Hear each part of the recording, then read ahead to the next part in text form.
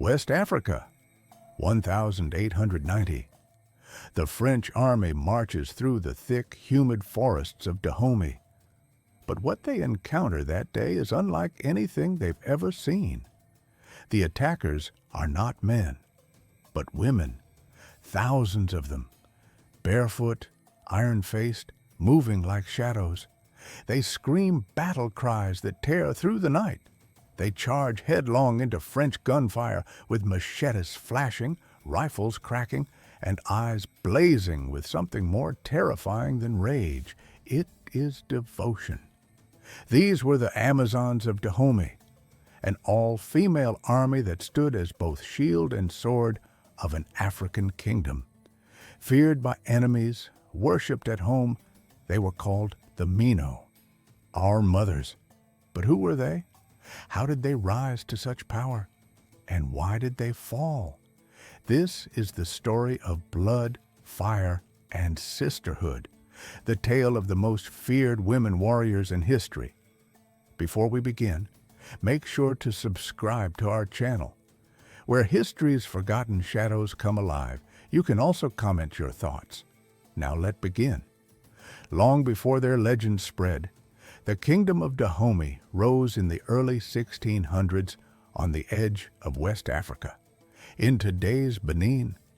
The kings of Dahomey were unlike most.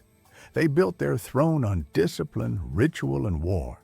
Their palace at Dahomey became the heartbeat of the kingdom. Walls painted red with clay and blood, courtyards carved with scenes of battles, executions, and victories. Dahomey was not large, but it was fierce and surrounded by rivals. The Oyo Empire, the Ashanti, the Egba, all larger, richer, stronger. To survive, Dahomey had to build something terrifying enough to make its enemies tremble. And from this need, the Amazons would be born. But their creation was not sudden. Like fire spreading from embers, they began small and grew into a storm. The roots of the Amazons stretch back to King Baja in the 17th century. At first, they were not soldiers, but women assigned as palace guards. Some say the king trusted them more than men, who too often schemed for power. Others whisper they began as elephant hunters, fearless women who could bring down beasts that crushed men. What is certain is this: under King Agaja, 1708 to 1740, these guards transformed into warriors. He called them the Mino, our mothers, not because they bore children, but because they gave life to the kingdom through war. From that moment, the sisterhood was bound not by blood, but by oaths. Oaths stronger than family, stronger than love. But what did it take to become one of these women? Recruitment began young. Girls as little as 12 were chosen. Some were captives taken from conquered tribes, others offered by their families, others volunteers drawn by glory. Once chosen, there was no return. The girl left her family forever. Inside the palace, she was cut off from the outside world. She was forbidden to marry, forbidden to bear children, forbidden to belong to any man. Her only husband was the king. Her only family, her sisters in arms. Training was brutal beyond imagination. They were whipped to harden their skin. They were sent into the forest at night with nothing but a machete, expected to return alive. They were forced to climb walls bristling with thorns, their screams silenced by discipline. And then came the darkest trials, ritual executions. A recruit might be handed a prisoner, tied and trembling. Before the eyes of the king, she had to kill him without hesitation. Those who flinched were cast out. Those who struck without fear were reborn as Amazons. They learned to fight with muskets and rifles, but also with the razor-sharp machete that became their symbol. Their marches shook the ground. Their chants chilling, rolled through the forest like thunder. They were no longer women. They were no longer daughters. They were soldiers of the king, and soon the terror of West Africa. The Amazons grew under the reign of two kings who understood their power. King Agaja forged them into an army that struck at Dahomey's greatest rival, the Oyo Empire. With the Amazons leading the charge, Dahomey won ground and a reputation. But it was King Gizo, 1818 to 1859, who raised them to their peak. Gizo expanded their ranks to thousands, making them the very backbone of Dahomey's military. He declared, "The Amazons are my blood, my daughters, my strength." When they march, the earth trembles under Gizo. The Amazons became not just warriors, but instruments of the kingdom's most ruthless industry, the slave trade. For decades, they raided neighboring peoples, the Egba, the Yoruba, the Mahin, dragging thousands in chains back to Dahomey to be sold to European traders on the coast. But war always answers with war, and the Amazons would soon face enemies even they could not tame. The Amazons' first great trial came in 1851 against the fortified city of Abeokuta, home of the Egba. Thousands of Mino marched with drums beating and chants filling this. Their rifles cracked, their machetes gleamed, and they stormed the city's walls with terrifying fury. But the Egba were ready. From behind their fortifications, they rained bullets and cannon fire. The battle turned into a slaughter.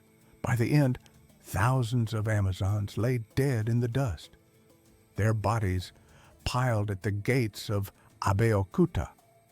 It was a devastating loss, yet it only made their legend grow.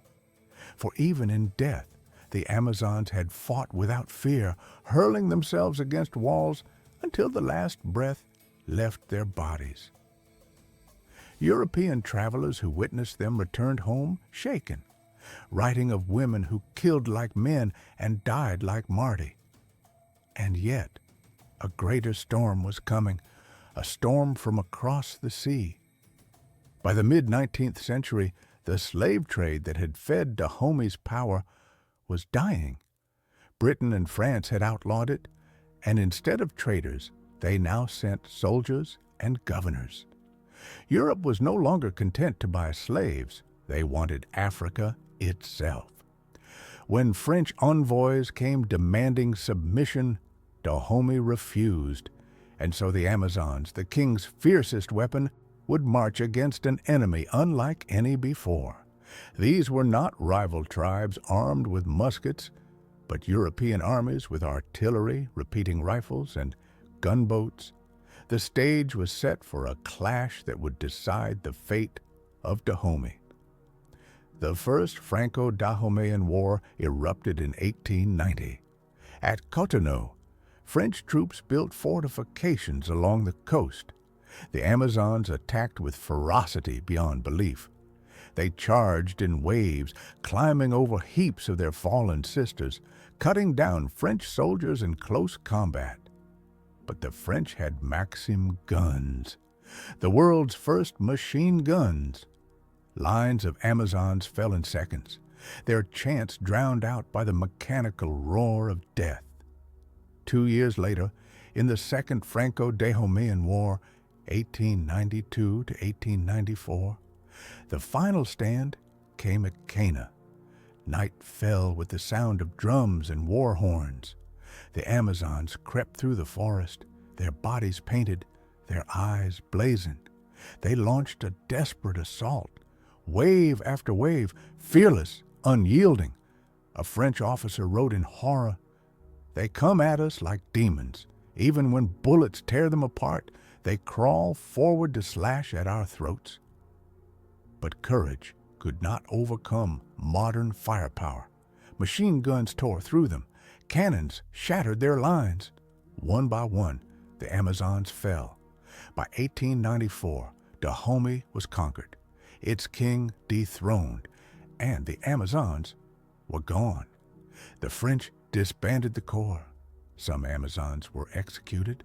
Others returned to villages, stripped of their purpose.